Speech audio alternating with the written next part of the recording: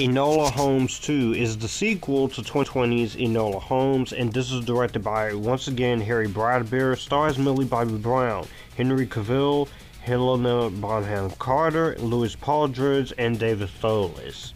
This is based on the book series by Nancy Springer, but this doesn't take an adaptation of the novels.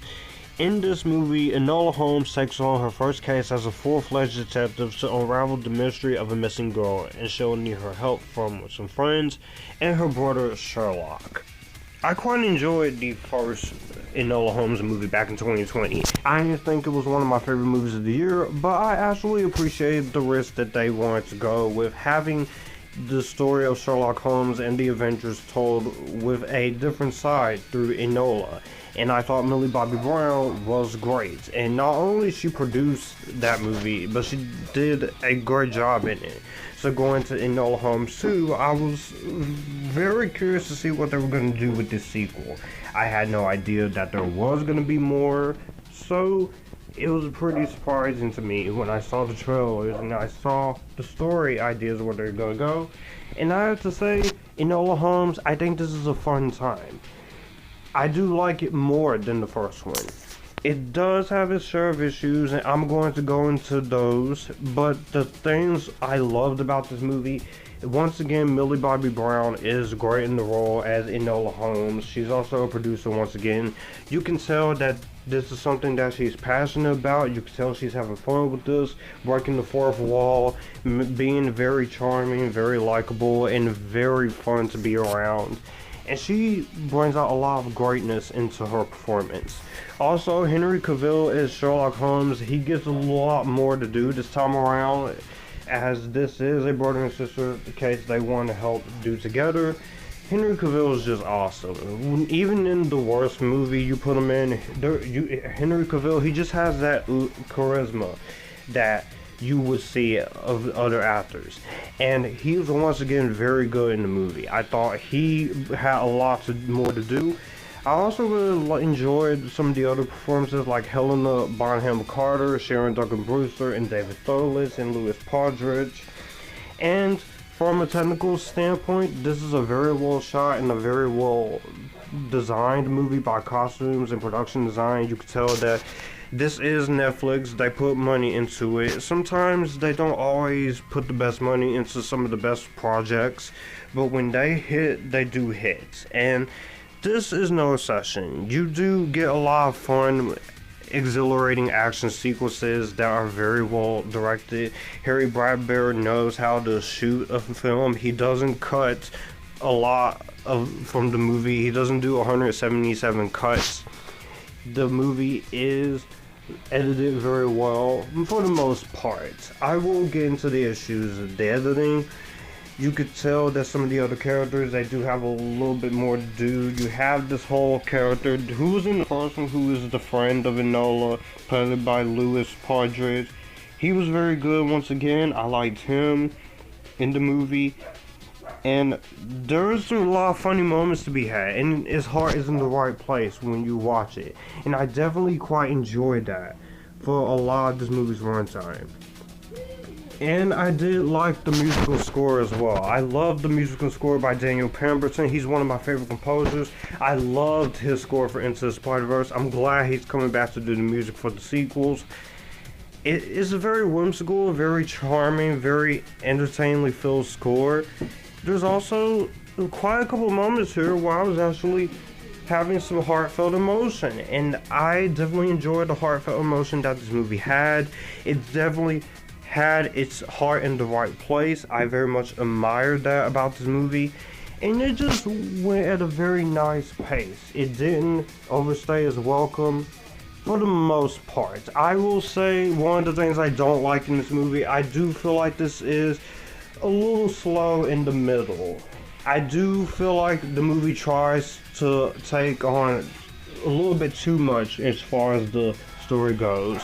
There's a lot of stuff I do like that they're doing here, but I will say I feel the movie, you could have just benefited, shave 10, 15, extra 20 minutes off, and you could have done a little bit better with some of that editing. The movie is still good. I just felt like you could, for 2 hours and 9 minutes, it's kind of overstaying its welcome in some slow moments, just a little bit. Also, I feel like there were some subplots here, just a few that didn't really justify itself with the Sharon Duncan-Brewster part, which she was once again great. I loved her here. She's good. I loved her in Dune. But I just felt like there were a couple of things in this story that could have been fleshed out a little more, or you could have reduced that. Sometimes longer isn't always better, and we will see if that still holds the case when Avatar Way of Water comes out. But I will say, for the most part, it did its job for what it did. And another thing I don't like, I do feel like there's maybe 1 or 2 actors I feel who gets a little underutilized in this little adventure. Those actors are good for what they're given, but it would have just been nice if we had just a little bit more of them. But the rest of the stuff that works about this movie, it works. You have some very colorful camera shots. It's very well shot in cinematography. There's a lot of color. There's a lot of bombastic action. You can tell that they had their heart in the right place. And for a lot of this movie, I was sitting there entertained. I like the fact that this did take a lot of chances into it, and it definitely gets its point across by the end of the movie. I just feel like the only real issues that this movie does have, there are a few subplots that could have been trimmed. The movie kind of overstays its welcome a bit at its runtime. Some actors get a little underutilized, and I kind of still having a little difficulty that Enola Holmes would fall for this one guy that was in the first one. But, oh well, what are you gonna do? But ultimately, I did enjoy Enola Holmes 2. I thought it was a very solid sequel to the 2020 Enola Holmes movie. If they do make a third film to round out this trilogy, I would be on board. But after this, just leave it at a trilogy before it overstays its welcome. Because there's not much more you can go with 10 of these movies. Sometimes a trilogy is best. But if they do make it Enola Holmes Street, make it the best it can be, and make it awesome. So overall, if you are a fan of Millie Bobby Brown or Sherlock Holmes, or just looking for something to have fun with, you could definitely check this out on Netflix. It's free, it's not going to cost you anything. If you enjoy mysteries like this, I think you'll be entertained. But if you're not a fan of Millie Bobby Brown or Sherlock Holmes, I don't think this is going to be your type of movie. So know who you are going into this, and I think you will walk out having a fun time. I'm going to go ahead and give this movie a highly recommendation. Because it was fun, it was simple, and it knew what it was. Definitely check it out. Well, that's going to do it for the video that you just watched. I will have my channel here, so you would like to see anything here. Click the channel icon, subscribe for more. I will also leave a video and maybe a playlist here, so in case you want to see what I'm about. As always, stay Epictasticness, join the Epictasticness, and you guys keep it cool.